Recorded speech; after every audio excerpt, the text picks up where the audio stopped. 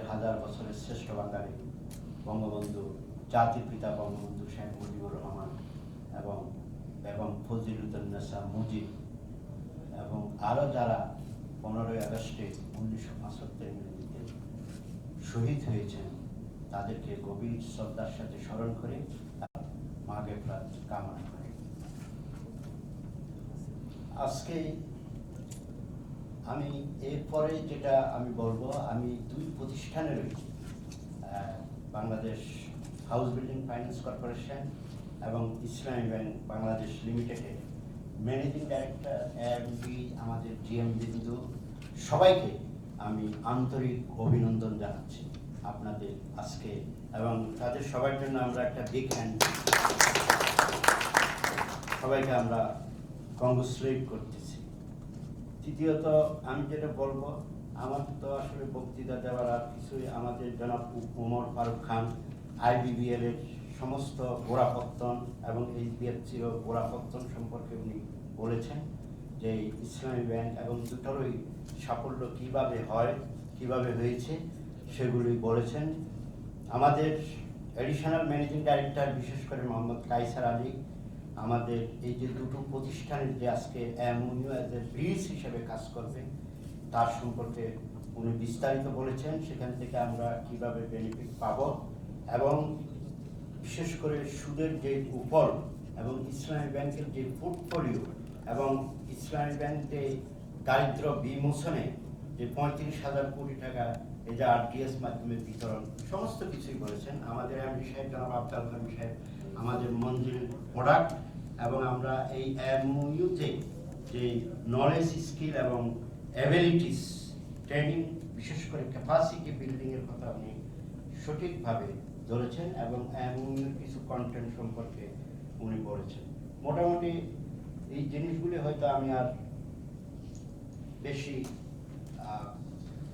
মানে পুনরাবৃত্তি আমি করব না, আপনারা এগুলো দেখছেন। আমি শুধু বলবো যে এই যে MOU signing between the BSBFC and IBBL, এটা আমাদেরকে একটা, আমি বলবো যে ইট উইল ক্রিয়েট, এটা ডাইনামিক ব্যাংকিং অ্যান্ড হাউজিং সার্ভিসের ক্ষেত্রে এটা একটা মানে এটার একটা নতুন, আমরা বলবো যে আমাদের এই সার্ভিসে সৃষ্টি করা ডাইনামিজম সৃষ্টি করবে এবং আজকের ইতিহাসে এটা একটা মাইলস্টোন হিসাবে আমাদের দুই প্রতিষ্ঠানেরই ইতিহাসে এটা একটা মাইলস্টোন হিসাবে থাকবে।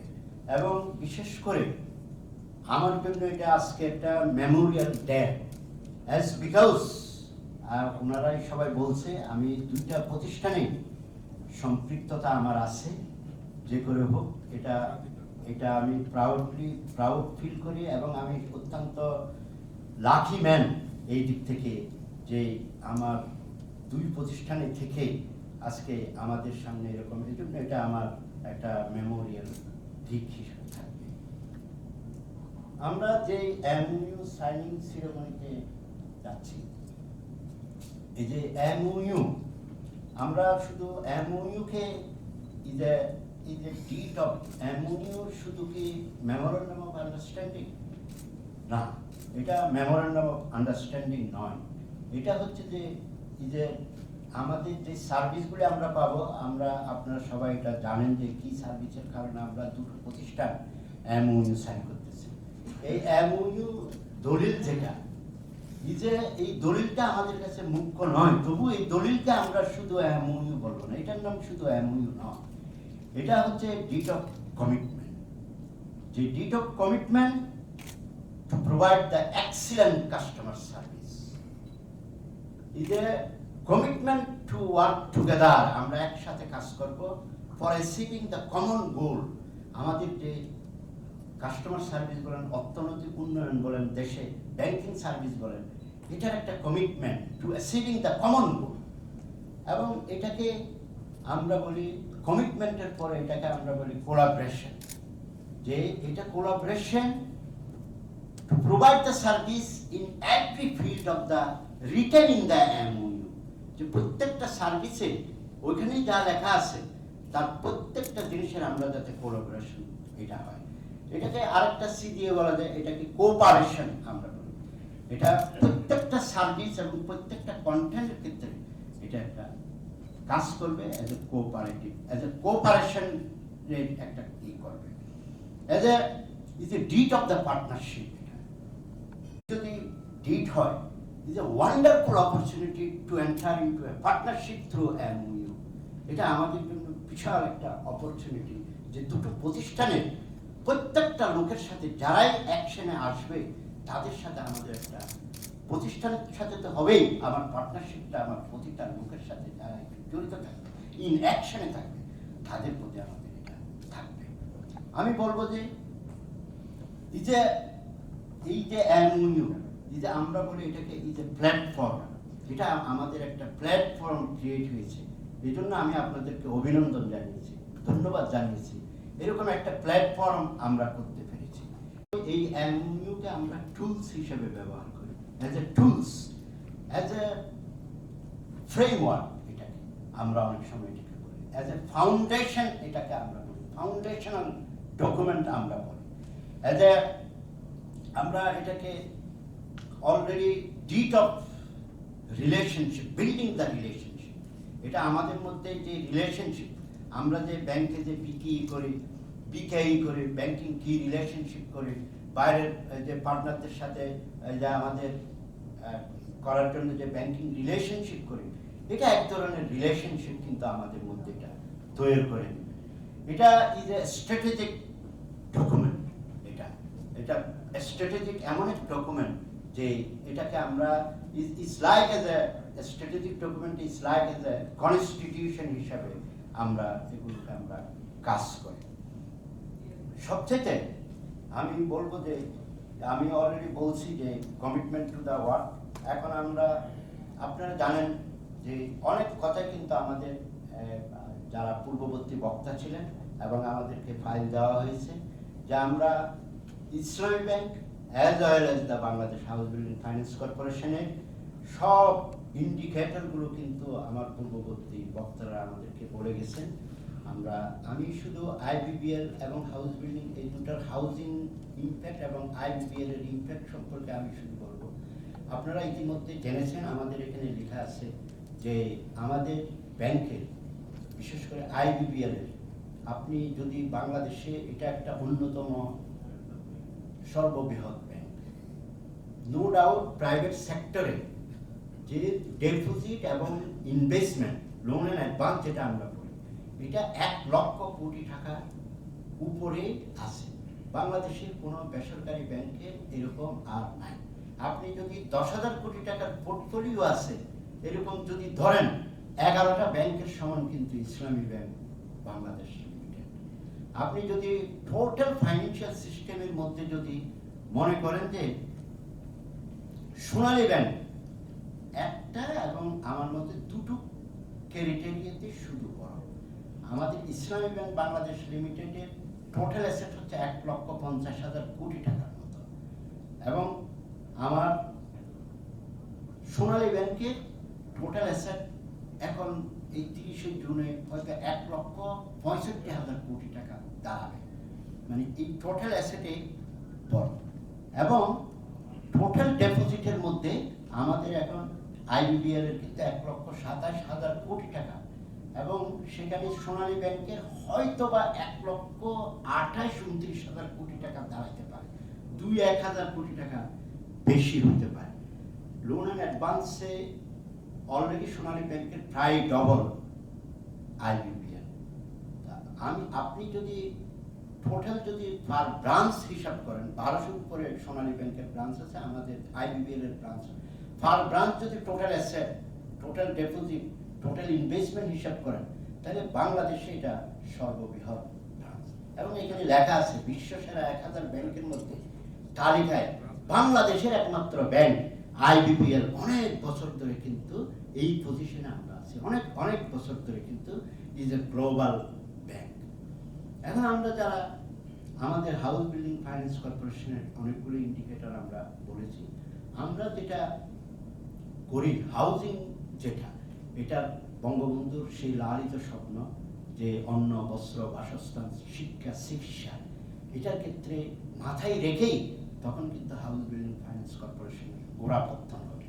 এবং হাউস বিল্ডিং ফাইন্যান্স কর্পোরেশনের অন্যতম উদ্দেশ্য ছিল এবং এখনো আছে, সেটা হচ্ছে অ্যাফোর্ডেবল এবং লো কস্ট। এটার মানে হয়তো এই টার্মগুলো আমাদের এখনো আনতে পারি নাই, কিন্তু যারা কিন্তু একটা ঘর পাওয়ার জন্য, একটা বাসা পাওয়ার জন্য, যারা সবচেয়ে rural and very urban area, আপনারা দেখছেন আজকের প্রজেক্টটা আমাদের গ্রামে গঞ্জে এবং বিশেষ করে রুরাল এরিয়া তো, আরবান এরিয়া তো আমাদের আছে, সেখানে যারা বিশেষ করে যারা বলবো যে ব্যাংকিংয়ে যারা অনেক সময় ঢুকতে পারে না, অথবা ইন্টারেস্ট রেট বা প্রফিট রেট বেশি, তাদেরকে কিন্তু অর্থাৎ অনেকটা বাংলাদেশে অবহেলিত আমি বলবো না, যারা পিছিয়ে আছে ব্যাংকিং সার্ভিসে, তাদেরকেই কিন্তু আমরা এই হাউজিং কিন্তু দিয়ে থাকি।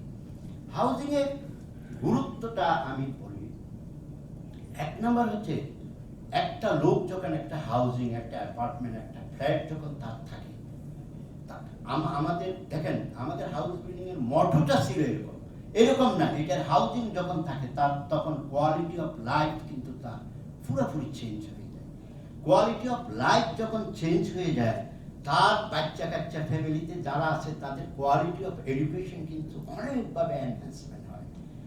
এবং কোয়ালিটি অফ এডুকেশন যখন এনহ্যান্স হয়, তার যখন ভালো খাবার, তার তখন কিন্তু কোয়ালিটি অফ হেলথ, তার স্বাস্থ্য, আপনি গভীরভাবে চিন্তা করেন, নিজের একটা বাসায় যখন আপনি অফিস থেকে যান, এটা ভাড়া বাসা না হয়ে যখন নিজের বাসা হয়, এই যে প্রশান্তি, এই যে স্ট্রেসলেস, এই যে সবার সাথে দেখা, এই ঘরটা যে আপনার, এটা যে সাইকোলজিক্যাল যে ইম্প্যাক্ট, এই সার্ভিসটা হেলথ কস্ট কিন্তু তার প্রচুর পরিমাণে কমে যায়। এবং তাতে হয় কি, ওই ঘরের মধ্যে আমরা তো পাবলিক ইউনিভার্সিটিতে কাজ করি, প্রত্যেকটা স্টুডেন্টকে জিজ্ঞাসা করলে মেধাবী, এবং প্রত্যেকটা স্টুডেন্ট গ্রাম থেকে আসে, maximum most of the student গ্রাম থেকে আসে, যারা টিউশনি করে, এটা করে, আমরা ওইখানেই বুঝতে পারি যে ট্যালেন্টেড ওইখানে। আমরা যখন ওদের মা বাপকে যখন একটা ঘর দিতে পারি বা অ্যাফোর্ড করতে পারি, সেখান থেকে কিন্তু ওই ছেলেটা বিসিএস করে, পুলিশে বলেন, অ্যাডমিনিস্ট্রেশন বলেন, হিউম্যান রিসোর্স, আপনি দেখেন এটা আপনি যদি অর্থনৈতিক উন্নয়নের দিকে যদি যান, সেখানে দেখবেন আমরা একটা হাউস যখন তৈরি করে দিই, সে হাউজিংয়ে আমার মনে হয় 400 কি 219টা সেক্টর সরাসরি জড়িত।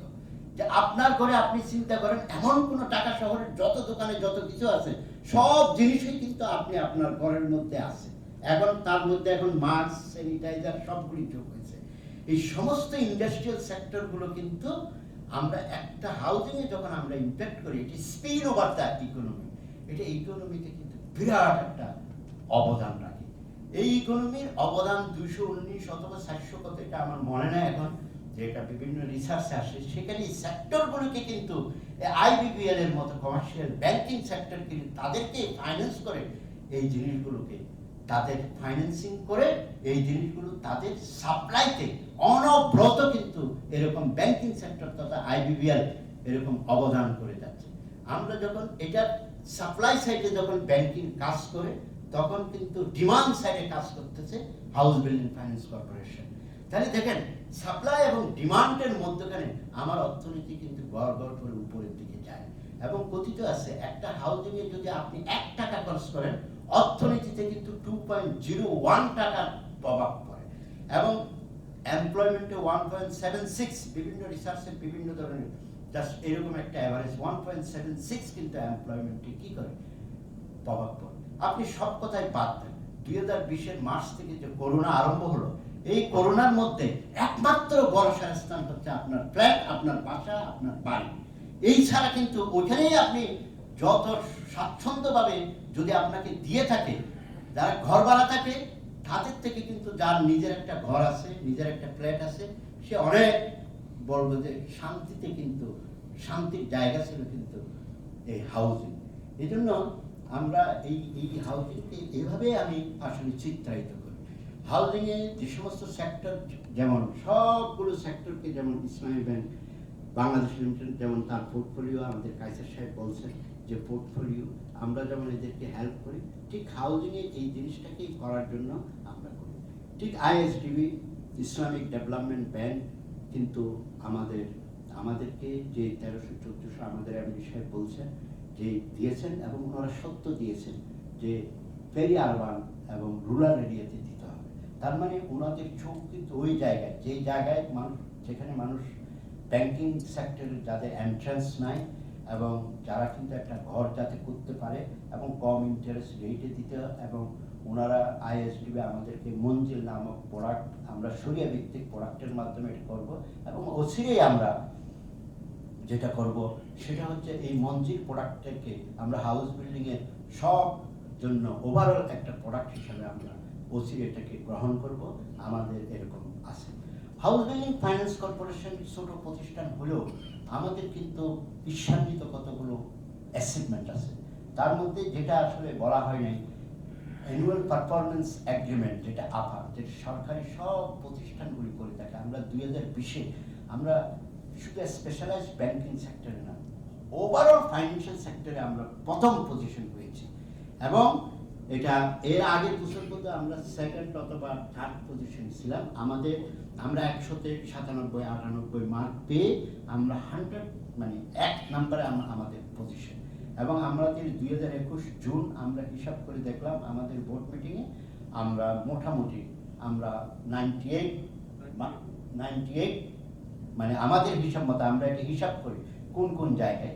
আমরাও আশা করি যে কোনো ধরনের অঘটন না ঘটলে আমরা 2021-এও এই house building, Bangladesh house building finance corporation, এই গভর্নমেন্টের অ্যানুয়াল পারফরমেন্স আপাতে আমরা প্রথম হব। এই আপা কিন্তু প্রাইভেট সেক্টরও আসতেছে আগামী বছর বা এই বছর থেকে, এটাও কিন্তু এখানে ইন্ট্রোডিউস হবে। আপনারা দেখবেন যে এইভাবে আমরা আসতেছি। তা আমার মনে হয় যে নির্ধারিত টাইম আছে আমাদের, হ্যাঁ, যে 15 মিনিট আমার জন্য টাইম অ্যালোকেটেড হয়েছে। এর বেশি আমি হয়তো আর বলা ঠিক হবে না। তবে শেষ আমি যেটা বলবো সেটা হচ্ছে যে আমাদের এমওইউ যে থাকে, এমওইউর কমপক্ষে 7টা প্রিন্সিপাল থাকে, 7 প্রিন্সিপাল। এই 7টা প্রিন্সিপালকে আমরা আমাদের শুধু এমইউ না, শুধু এমইউ না, any partnership, any cooperation, any collaboration, any strategic alignment, any strategic alliance, even any teamwork, এটার মধ্যে 7টা প্রিন্সিপাল কিন্তু সবসময় মনে রাখতে হয়। আমাদের মনের ভিতরে যদি এই 7টা প্রিন্সিপালকে যদি বসবাস করাইতে পারি, তাহলে পৃথিবীর বুকে যে কোনো টিমওয়ার্ক, যে কোনো পার্টনারশিপ, এনি দুইজনে ডিসকাস করলে সেখানেও এটাকে সাকসেসফুল হইতে বাধ্য। এটাকে আমি নাম দিয়েছি WTS3, TR-EE। W হচ্ছে নাম্বার 1 হচ্ছে উইলিংনেস। এটা আপনি যত ধরনের এমওইউ করেন, এটা করেন, আইনগত করেন, বেআইনি করেন, এইরকম করেন, উইলিংনেস যদি না থাকে তাহলে কিন্তু এটা একটা মূল প্রিন্সিপাল এনি কি মানে কাজে। আমরা ইভেন মিটিং করি, বোর্ড মিটিং করি, আমরা ইসি মিটিং করি, আমার যদি উইলিংনেস না থাকে, এটা একটা টিম ওয়ার্ক। কিন্তু আমার যদি